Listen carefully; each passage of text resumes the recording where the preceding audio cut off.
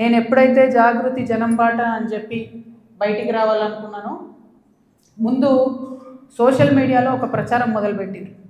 నా భర్త గౌరవనీయులు అనిల్ కుమార్ గారి ఫోటోను చూపిస్తూ దాంట్లో ఏవి రెడ్డి గారు అనేటటువంటి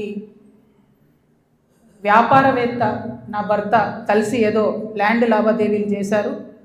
ఆ ల్యాండ్ లావాదేవీ వల్ల నాకేదో పెద్ద ఎత్తున ఫైనాన్షియల్ బెనిఫిట్ అయింది, అట్లా నాకు కాంగ్రెస్ పార్టీకి అవినాభావ సంబంధం ఉంది అనేటటువంటి అంశాన్ని ప్రజల మధ్య ప్రమోట్ చేసే ప్రయత్నం చేస్తున్నారు. ఈ వెకిలి ప్రయత్నాలు చేస్తున్నటువంటి గుంటనక్కలందరూ కూడా నేను చెప్తా ఉన్నా, నేను ఇంకా మీ చిట్టా విప్పడం ప్రారంభించలేదు, ఓన్లీ టాస్ వేసిన అంతే. ఆ టాస్కే ఇంత భయపడితే ఎట్లా మీరు? ముంగటి ఇంకా టెస్ట్ మ్యాచ్ ఉంది, మామూలుగా అనుకుంటారే ఇది కథ. జస్ట్ టాసే, ఇప్పటికే గెలిచినాం ఆల్రెడీ మేము జాగ్రత్తలు. ఎందుకు భయపడుతున్నారు మీరు ఇంతగా? ఏమన్నాడు నా భర్త?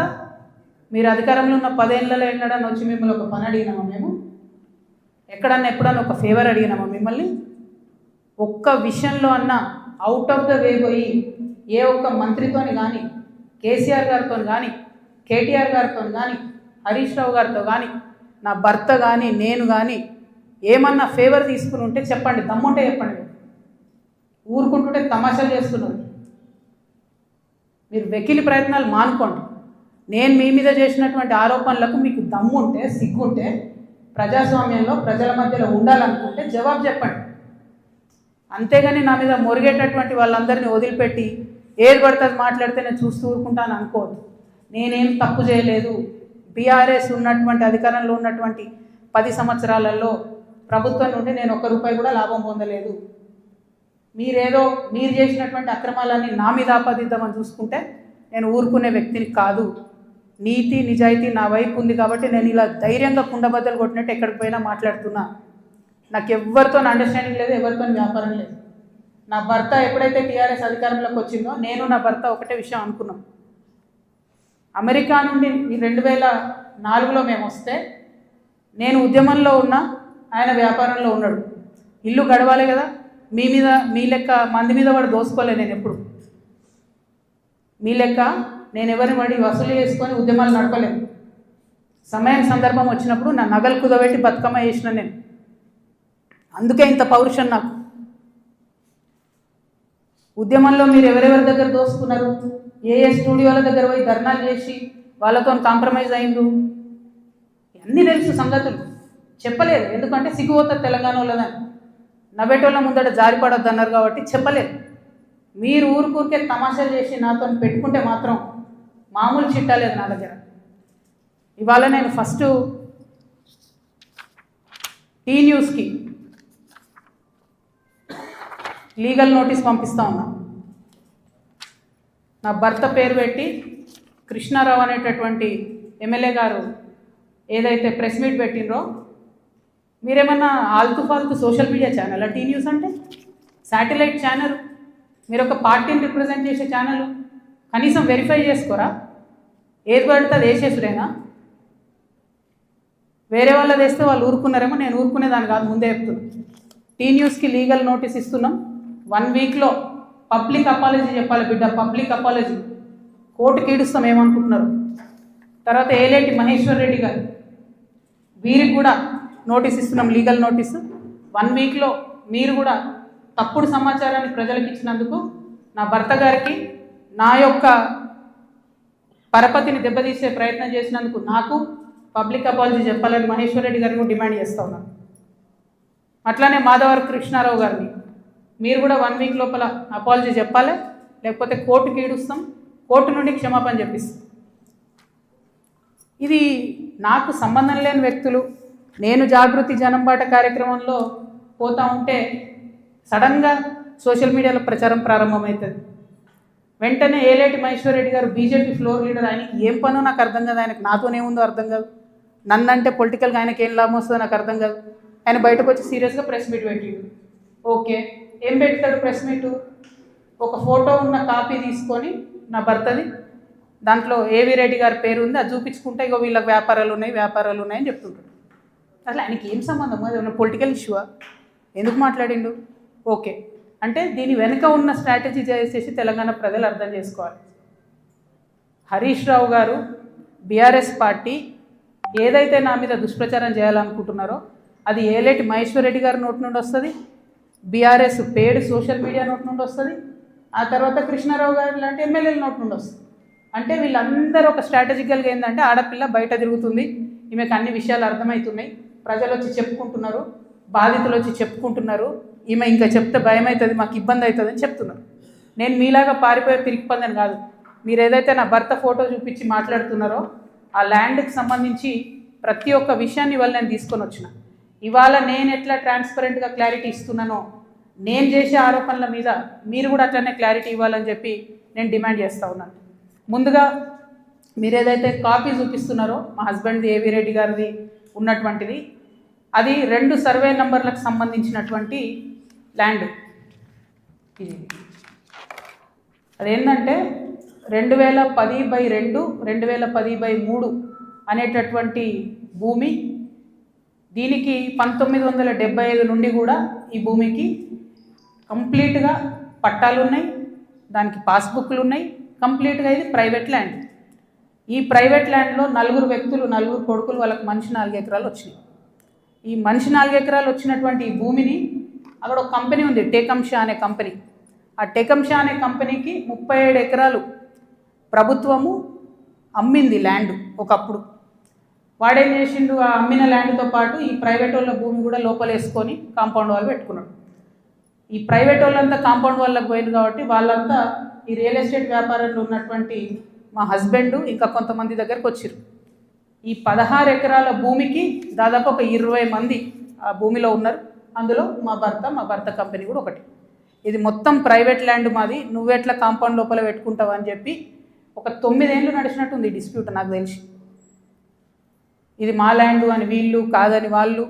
ఫైనల్గా 2019లో లోక్ అదాలత్లో, ఇగో ఇది బీఆర్ఎస్ గవర్నమెంట్ ఇచ్చిన పాస్బుక్, అది ప్రైవేట్ ల్యాండ్ అని చెప్పి ఫైనల్గా లోక్ అదాలత్లో 2019లో ఈ టేకంషా అనే కంపెనీ ఈ 16 ఎకరాలు ప్రైవేట్ పట్ట వీళ్ళందరూ కూడా కాంప్రమైజ్ అయింది. 2019లో ఎప్పుడైతే కాంప్రమైజ్ అయినరో ఆనాడే ఆ ల్యాండ్తో నాకు కానీ నా భర్తకు కానీ సంబంధం లేదు. ఆ పట్టేదారుల తరఫున ఉండి కొట్లాడినటువంటి మా భర్త గారు, వాళ్ళ ఫ్రెండ్స్, వాళ్ళ కంపెనీ అందరు కూడా ల్యాండ్ అమ్మేసి బయటకు వచ్చేసారు. ఎప్పుడు? 2019. 2019లో మా హస్బెండ్ బయటకు వచ్చేసిన తర్వాత 2022లో ఫస్ట్ పర్మిషన్ బీఆర్ఎస్ గవర్నమెంట్లో ఫస్ట్ పర్మిషన్ ఇచ్చింది కన్స్ట్రక్షన్కి, 12 ఎకరాల ల్యాండ్కి కన్స్ట్రక్షన్. మరి పట్టా భూమి అయితే ఎందుకు ఇచ్చారు పర్మిషన్? మరి అది గవర్నమెంట్ భూమి అయితే ఎందుకు ఇచ్చారు పర్మిషన్? 19లోనే మా హస్బెండ్ ఎగ్జిట్ అయిపోయింది అక్కడితో. 22లో పర్మిషన్ వచ్చింది ఆ ల్యాండ్కి. మరి ప్రభుత్వ భూమి అయితే ఎట్లా ఇచ్చారు పర్మిషన్? సంతకం పెట్టింది ఎవరు? కేటీ రామారావు గారు. అంటే ఇప్పుడు మాధవరం కృష్ణారావు గారు ఏమంటుండు? కేటీ రామారావు గారు సంతకం పెట్టిండు అంటున్నా. కేటీ రామారావు గారు సంతకం తప్పంటుండా? ప్రభుత్వ భూమిని కేటీఆర్ గారు సంతకం పెట్టి ఇచ్చిండు అంటురా? ఏమంటుండ్రు? ఆ విషయం ప్రజలకు చెప్పాలి ఫస్ట్. ఇప్పుడు నేను ఆరోపణ చేస్తాను ఏంది, ఎలక్షన్కి పోయే ముందు అక్టోబర్ 7, 2023 అందరం ఎలక్షన్ దాంట్లో ఉన్నాం. ఎలక్షన్ జోన్లో ఏదైతే ల్యాండ్తో 2019లో మా భర్తకు సంబంధం లేకుండా పోయిందో 2023 అక్టోబర్లో బీఆర్ఎస్ ప్రభుత్వం కేటీఆర్ గారి మినిస్ట్రీ నుంచి 5 ఎకరాలకు చేంజ్ ఆఫ్ ల్యాండ్ యూజ్ ఇచ్చింది. అంటే ఇండస్ట్రియల్ భూమిని రెసిడెన్షియల్ భూమి కింద మార్చుకోవచ్చు అని చెప్పింది. మరి ఇది ఎట్లా వచ్చింది? ఏంది ఇది? ఎందుకు ఇచ్చారు ఎలక్షన్ కన్నా 2 రోజుల ముందు? ఏం లావాదేవీలు జరిగినాయి? దీంట్లో కృష్ణారావు గారి పాత్ర ఏంది? ఈ వ్యాపారం చేసే వ్యక్తి మీ సుట్టమట కదా, ఆయన పేరు నేను ఎందుకు చెప్తా బయట, కానీ మీ సుట్టమట కదా. మరి మీరు చేయించుకురా దగ్గరుండి? ఏంది ఇది? దీనికి నాకు సమాధానం చెప్పాలి. కేటీఆర్ గారు చెప్తారా, బీఆర్ఎస్ పార్టీ చెప్తుందా, కృష్ణారావు గారు చెప్తారా? దీనికి సమాధానం చెప్పాలి. ఎట్లా ఇస్తారు చేంజ్ ఆఫ్ ల్యాండ్ యూజ్? ఈ ల్యాండ్తో మాకు సంబంధమే లేదు. 5 ఎకరాలకు బీఆర్ఎస్ గవర్నమెంట్లో చేంజ్ ఆఫ్ ల్యాండ్ యూజ్ వస్తుంది. నిన్నగాక మొన్న 6 ఎకరాలకు కాంగ్రెస్ గవర్నమెంట్ కూడా అదే ల్యాండ్లో చేంజ్ ఆఫ్ ల్యాండ్ యూజ్ ఇచ్చింది. అంటే బీఆర్ఎస్ వాళ్ళు సపోర్ట్ చేసిన వ్యాపారవేత్తల్ని యాజ్ ఇట్ ఈస్గా కాంగ్రెస్ వాళ్ళు కూడా సపోర్ట్ చేస్తున్నారు. ఏంది ఇది? మరి ఎవరికి అండర్స్టాండింగ్ ఉంది? నాకుందా అండర్స్టాండింగ్? మీకుందా? మీ గుంపులు ఉన్న మనుషులది ఇగో ఇదే ఏవి రెడ్డి గారితో నవనామి వెంచర్స్, ఇదే ఏవిరెడ్డి గారితో పోచంపల్లి శ్రీనివాస్ రెడ్డి అనేట ఆయన పార్ట్నరు. ఈయన ఎవరు దోస్తు, ఎవరు బినామీ? పొద్దుగాలు లేస్తే రామన్నతోనే ఉంటాడు, కేటీఆర్ గారితోనే ఉంటాడు ఈయన. ఎవరైనా మరి మీకున్నాయా సంబంధాలు? నాకున్నాయా? పందెం కోడ్ల కేసు ఉండే శ్రీనివాస్ రెడ్డి అనేట ఆయన మీద, ఏమైనా చేసిండ్రా? ఆయన ఫామ్ హౌస్లో పందెం కోడ్లు ఆడించారని అరెస్ట్ అన్నారు, పోలీసులు అన్నారు, ఏదో అన్నారు, చేసిండ్రా? ఎందుకు చేయలేదు మరి? అంటే ఎవరిని కాపాడుతున్నారు? ఎవరికి బంధుత్వాలు ఉన్నాయి? ఏదో ఆడపిల్లను ఊరుకుంటా మీరు తమాషా చేస్తా అనుకుంటారేమో, తోలు తీస్తే ఒక్కొక్కరిది పట్టుకొని చెప్తున్నాను. ఇప్పుడు కృష్ణారావు సంగతి చెప్తున్నా, పాపం చిన్నోడు యాక్చువల్లీ. నేను ఎన్నుకుండి ఎవరు ఆడిస్తున్నారు, ఆ గుంటనక్క సంగతి కూడా చెప్తా తర్వాత. కానీ కృష్ణారావు గారు నా మీద మాట్లాడంగానే ఇగో ఇంతమంది, ఇది కూడా పట్టుకోను కాగితం పైకి, అది పట్టుకోండి ఒకసారి, అది చూపి. ఇంతమంది బాధితులు, వాళ్ళంతా ఫోన్లు చేసి ఎకరాలు ఇన్ని ఉన్నాయి అక్క, దయచేసి మాట్లాడండి అక్క. నిన్నటి నుంచి ఫోన్, ఓ దగ్గర 16 ఎకరాలు, ఓ దగ్గర 400 ఎకరాలు, CS 14 ల్యాండ్స్, మామూలుగా లేదు. ఒక దగ్గర ఎంత ఘోరం అంటే ఆఖరికి హైడ్రా కూడా పోయి కూలగొట్టింది. ఇక ఇంకొకటి క్లియర్గా చెప్తా పట్టు, ప్రణీత్ కన్స్ట్రక్షన్ ఒకటి ఉంది. ఎంత ఘోరం అంటే ఇది, ఇంట్లో కృష్ణారావు గారి అబ్బాయి, నాకు అబ్బాయి పేరు చెప్పడం ఇష్టం లేదు ఎందుకంటే ఆయన పాలిటిక్స్లో లేడు కాబట్టి, కృష్ణారావు గారి కొడుకు ఆయన డైరెక్టర్గా ఉన్నప్పుడు ఈ 70 ఎకరాల వెంచర్, పెద్ద వెంచర్, 70 ఎకరాలు మీకు కనబడుతుంటుంది. మొత్తం విల్లాలు కట్టిరు, ఇది పట్టుకోలేదు, మొత్తం విల్లాలు కట్టిరు, అన్ని A to Z విల్లాలు కట్టిరు. ఇలా ఎన్ని అలిగేషన్స్ ఉన్నాయంటే, ఇక్కడ నేను ఎల్లో మార్క్ చేసిన రోడ్ మొత్తం గవర్నమెంట్ రోడ్, అది కబ్జా, అది లోపలనే ఉంటుంది, దాని చుట్టూ కాంపౌండ్ వాళ్ళు. ఇక్కడ అసైన్ ల్యాండ్స్ ఉన్నాయి, అది కబ్జా. ఈ మధ్యలో చెరువు ఉంది, ఈ చెరువు 10 ఎకరాలు ఉంది అని చెప్పి, 10 ఎకరాల చెరువు ఇది అని చెప్పి ప్రభుత్వం సర్టిఫికేట్ ఇచ్చింది. 2021లో ఇది అఫీషియల్గా రెరాకి ఇచ్చిన డాక్యుమెంట్. నేను మీలాగా ఆగమాగం ఎడ్డెడ్డి మాట్లాడా, దొంగ డాక్యుమెంట్లు చూసి అసలే మాట్లాడా. 2021లో మీ కంపెనీ నుండి మీరు రెరాకి ఇచ్చిన దాంట్లో మా వెంచర్ మధ్యలో ఉన్నటువంటి చెరువు 10 ఎకరాలని మీరు చెప్పారు. అయిపోయిందా? అదే మళ్ళీ 2021లో 2024 వచ్చే వరకు ఏమవుతుందంటే ఆ చెరువు 6 ఎకరాలకు వస్తుంది. అంటే 4 ఎకరాలు ఎవరు మింగిరు మధ్యలో? ఇది 6 ఎకరాలని మళ్ళీ అఫీషియల్గా ఇరిగేషన్ డిపార్ట్మెంట్ ఇచ్చింది.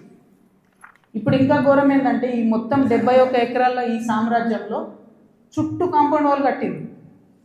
అంటే ఈ చెరువు యాక్సెస్ ఓన్లీ ఆ విల్లా వాళ్ళకు ఉంటుంది.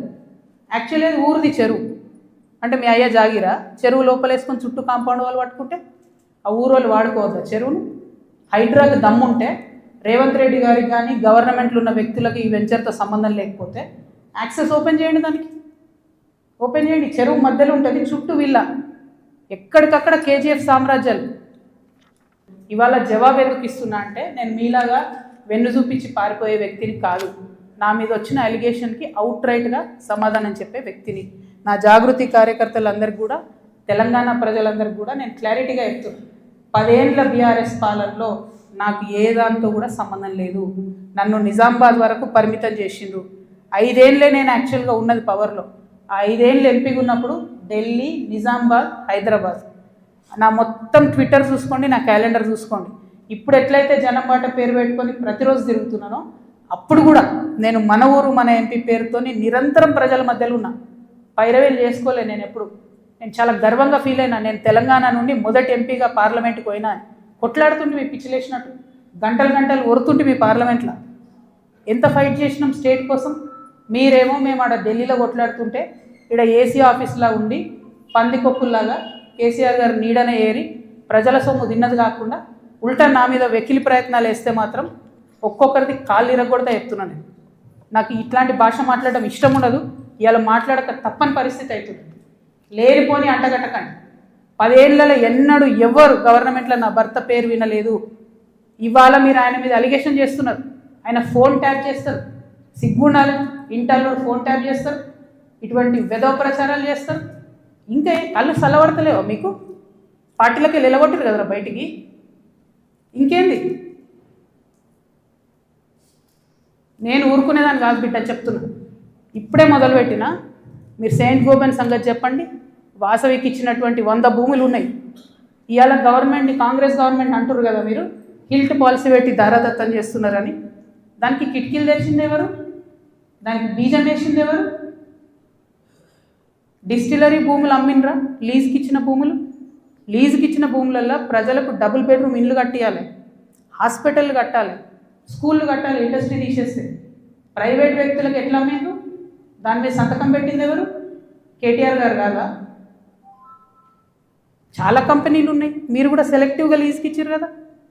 మీరు కిటికీలు తెరిచిర్రు, ఈ గవర్నమెంట్ దర్వాజాలు తెరిచిర్రు దోసుకొని తినండి అని చెప్పి. జనానికి మాత్రం ఏం చేయకండి, హాస్పిటల్ కట్టకండి, స్కూళ్ళు కట్టకండి. ఎవడన్నా నా సొంతోడు అడిగితే మా మీద ఉల్టా అలిగేషన్ ఇవ్వండి. అల్టిమేట్గా ప్రజా జీవితంలో ఉన్నటువంటి వ్యక్తులుగా, ఒక ఆడబిడ్డగా, తెలంగాణ ప్రజల మంచి కోరుకునేటటువంటి వ్యక్తిగా నేను మీ అందరినీ కూడా రిక్వెస్ట్ చేసి చెప్తా ఉన్నాను. నా మీద బీఆర్ఎస్ పార్టీ ఏదైతే విష ప్రచారం చేస్తుందో నా మీద, నా భర్త మీద, దాంట్లో ఇనుమంతా కూడా సత్యం లేదు. దానికి సంబంధించి అన్ని కాగితాలతో సహా నేను చూపించడం జరిగింది. ఇక ముందు కూడా నా మీద ఎవరు ఏ ఆరోపణ చేసినా నేను ఖచ్చితంగా జవాబు చెప్తాను. జవాబు చెప్పిన తర్వాతనే నేను ప్రజల పక్షాన నిలబడి వారిని ప్రశ్నిస్తాను. వారు మాత్రం జవాబు చెప్పకుండా వెన్నుపూస చూపించి పారిపోతూ ఉన్నారు. అది కరెక్ట్ పద్ధతి కాదు. మేమేదో మీ విఘ్నతకే వదిలేస్తున్నామంటే ప్రజలేం వదిలిపెట్టరు. టైం చూసి కర్రు కాల్చి వాత పెడతారు. మీరేం గొప్ప నాయకులు కాదు, పెద్ద నాయకులు కాదు. ఎంత పెద్ద నాయకులైనా ప్రజలకు జవాబుదారీ అన్న విషయాన్ని మర్చిపోయి మీరు ప్రవర్తిస్తే మాత్రం ఊరుకునేది లేదు. ఇది తెలంగాణ, ప్రజలు మేలుకుంటారు, ఖచ్చితంగా మాట్లాడతారు. Thank you. జై తెలంగాణ.